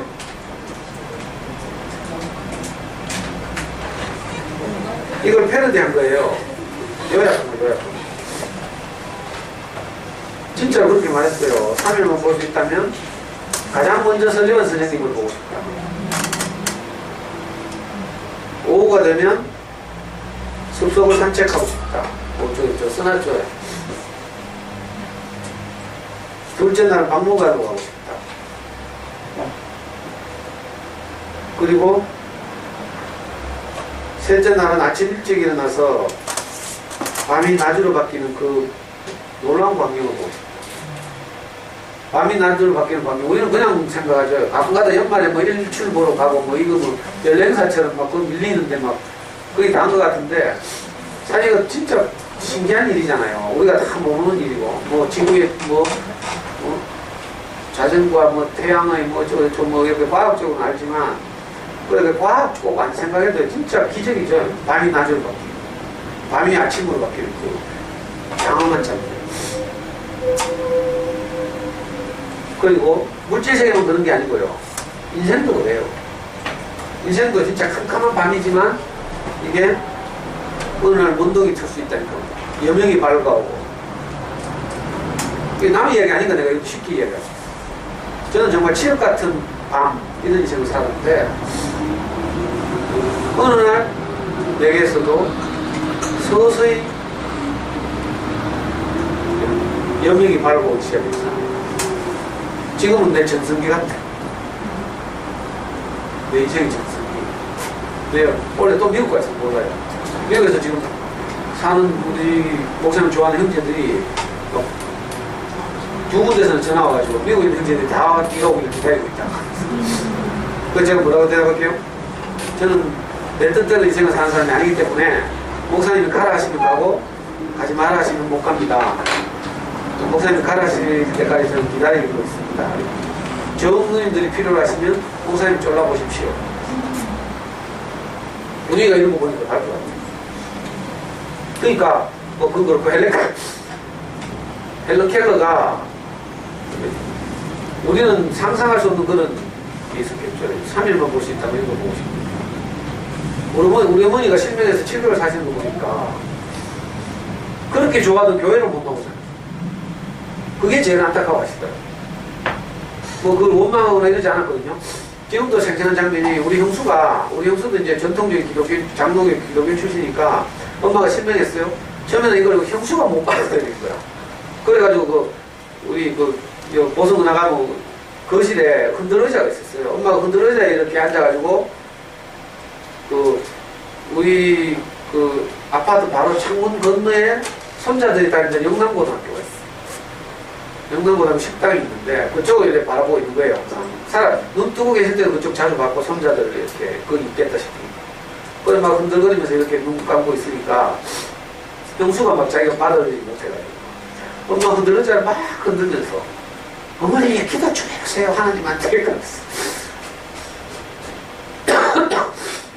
그때 얼마나 놀라운 대답을 했잖아요. 나는 하나님한테 더 기도할 게 없다. 지금도 충분히 감사하대요. 혹시 내 병이 내게 안 오고 상근이나 명수나 명훈이한테 조카들 이름 못 대면서 다른 가족들이 왔다면 어쩔 뻔했냐. 차라리 내게 온 것이 감사하다 이렇게 말해요. 그러니까 우리 형수가 입을 다물어요. 보통 이렇게 질병이 오고 하면 집안이 황폐가 되죠. 여러분들 중에 혹시 친정이 있는데 시댁에 아파서 오래 누워 계시는 분들 계시잖아요. 그러면 병원 간호 문제 이것 때문에 많은 어려움이 있다니까. 우리가 정말 사랑하는 친정 부모님들이라 할지라도 오래 누워있고 형제들이 돌아와서 병간호를 해야 하는 상황이 오면 우리한테 어떤 생각이 들어요? 아이고 차라리 일찍 돌아가시면 좋겠는데 이 생각이 든다니까. 그게 인간입니다.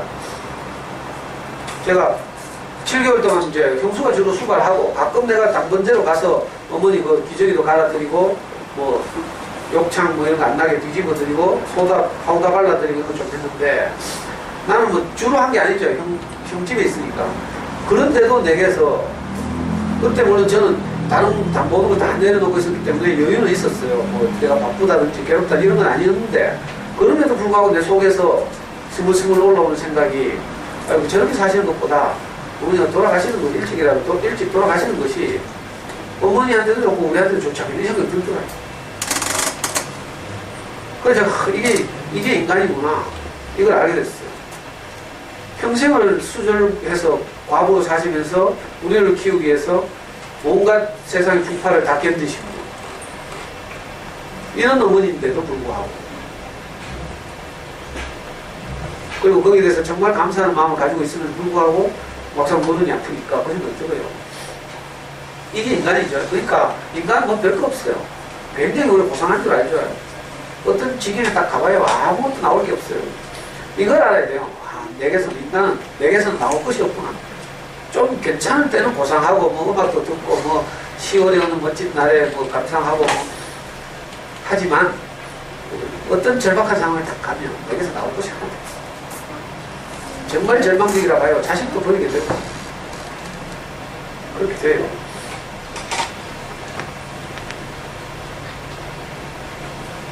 그 어떤 엄마들이 병간하면서 카대 우리 나는 요즘 어머니 병간하면 못 나오잖아요. 며칠 전에 와가지고 늘 여기 와 있고 싶은데 강의를 듣고 선생님하고 함께 하고 싶은데 못 나온다고 문자로 바꿔보고 하는데 지난주인가 와가지고 막 울면서 그래요. 그렇게 소중한 분인데 아버님입니까? 어머니 맞나? 어머니 맞죠? 그렇게 소중한 분인데도 오래 누워있으니까. 그리고 언제 돌아가실지 기약도 없어. 회복된다는 기약은 더 없고. 근데 너무 막막한 거라. 그러니까 애들 키워야 되는데 애들 못 키우고 병원에 다녀야 되고 그러니까 삶이 막 엉망이 되잖아요. 한번 아프시면. 그러니까 하나님 와가지고 막 오면서 너무 막막하다 하더라고요. 근데 하나 위로가 되는 게 선생님이 호전처에서 강의를 하면서 선생님도 그랬다 하니까 자기가 용기가 난대. 자기만 그러면 너무 비참할 텐데 어머니가 차라리 일찍 돌아가시면 좋겠다 이 생각이 드는 자기가 너무 비참할 거 아니에요. 근데 제가 평소에 이런 이야기를 해보니까 그 말이 위로가 되는데 자기만 그런 게 아니라는 것 때문에.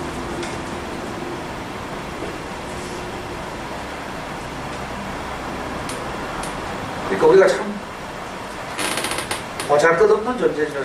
연약하고 어쩔 수 없는 존재예요. 이 사실 우리가 시인하고 이제 출발하는 거죠. 내가 옳은데 내가 잘났는데 나는 한 게 있는데 이렇게 생각하면 감사할 게 없고요. 나는 어쩔 수 없는 존재구나.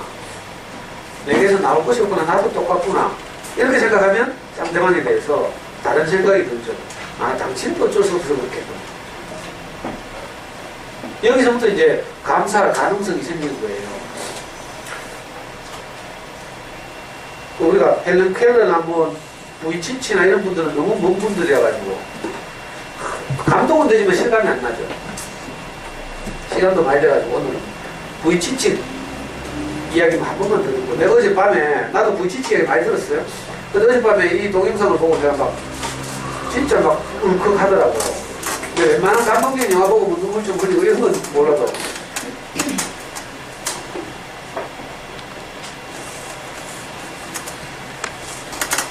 그리고 숙제를 내겠습니다. 감사 편지 쓰기.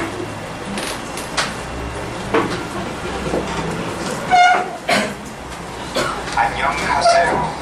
My name is Nick Vujicic, and I love traveling around the world, fishing, golfing, and swimming. I love living life. I am happy. 닉 부이치치. 그의 몸은 머리와 몸통, 작은 왼발과 발가락 2개가 전부다. 절망을 딛고 일어선 그의 이야기에 전 세계는 감동했다. 온몸으로 희망의 메시지를 전파하고 있는 닉은 요즘 인기를 실감하고 있다. 탈이 없기 때문에 먼저 악수를 청할 수도 없는 우리. 사람들이 먼저 다가와 호응을 하며 인사를 전한다. 하지만 어린 시절의 닉은 지금처럼 밝아지고 행복하지 않았다. It's like it was pointless. There's no point to my life. There's no point to go to school.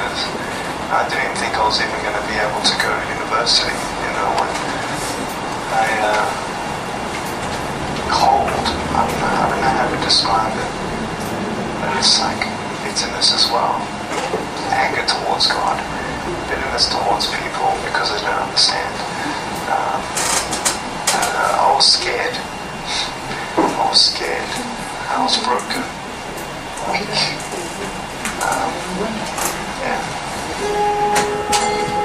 자신감 넘치는 지금과는 사뭇 달랐던 어린 시절. 닉은 8살 어린 나이에 삶을 포기하고 싶을 만큼 깊은 절망에 빠졌었다. 태어날 때부터 팔과 다리가 없었던 닉은 다른 아이들이 걷고 뛰는 것을 배울 무렵 휠체어에 앉는 법을 배워야 했고, 남들과는 다른 자신의 모습에서 삶의 희망 대신 고통을 먼저 배웠다. 그런 그가 지금처럼 활기차고 행복한 청년이 될 수 있었던 것은 삶의 이유를 발견했기 때문이다. 그는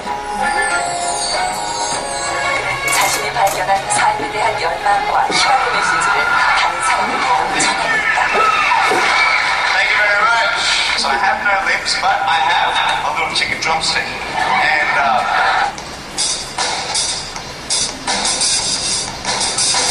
so it's like, you like that? That would be really cool if I could get this and get some techno going, like, here we go. 4, 2, 3, 4.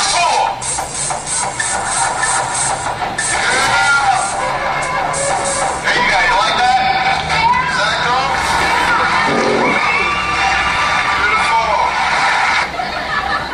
But honestly, along the way, you might fall down like this. Ready?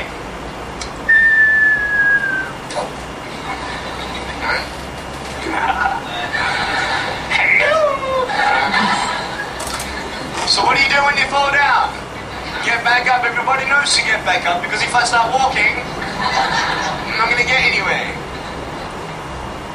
But I tell you, there are some times in life where you fall down and you feel like you don't have the strength to get back up. Do you think you have hope? Because I tell you, I'm down here, face down, and I have no arms, no legs. It should be impossible for me to get back up, but it's not. You see, I will try 100 times to get up, and if I fail 100 times, if I fail and I give up, do you think that I'm never going to get up? No. But if I fail, I try again, and again, and again. But I just want you to know that it's not the end. It matters how you're going to finish. Are you going to finish strong? And you will find that strength to get back up. Like this.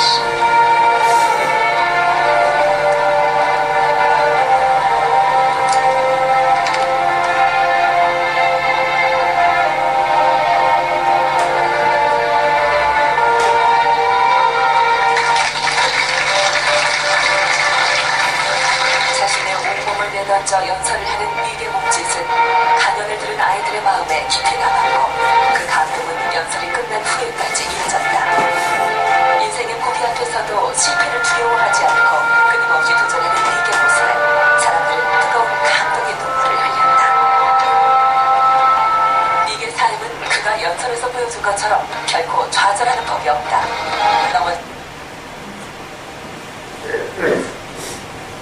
이 노트 받았죠?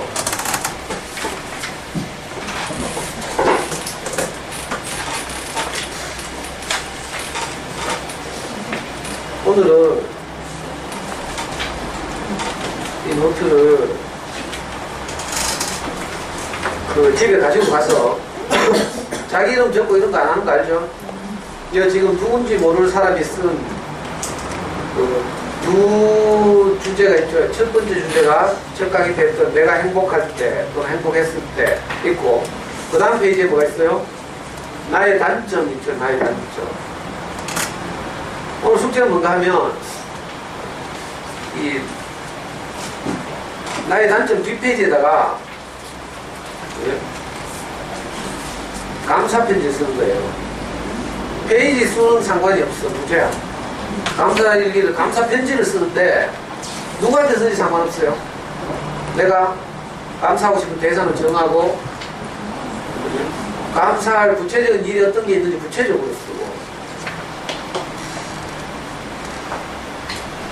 그렇게 해서 다음 주에 가지고 오는 거예요. 다음 주에 안 오면 이거 노트 분실합니다, 우리가. 그리고 받아보신 분들 보면 뭐 두 번째 페이지에 나의 단점 있잖아요. 이 누군가가 자기 단점을 썼어요. 이걸 편지를 다 쓰고 난 다음에 기분 좋을 때 이분의 누가 쓴지 모르지만 이분의 관점을 바꿔가지고 뒤집어서 이 단점의 장점을 밑에다 쓰는 거예요. 빨간 펜으로. 알았죠? 그리고 혹시 받은 이것 중에 두 번째 타이틀에 나의 단점이 없는 노트가 있을 수 있어. 그분은 거기다가 그냥 나의 단점을 하나 써놓는 거예요. 두 번째 페이지에. 그리고 감사 편지는 세 번째 페이지에 쓰는 겁니다. 행복은 연습하는 거래요. 여기 잘한가요? 구체적으로 쓰래, 구체적으로.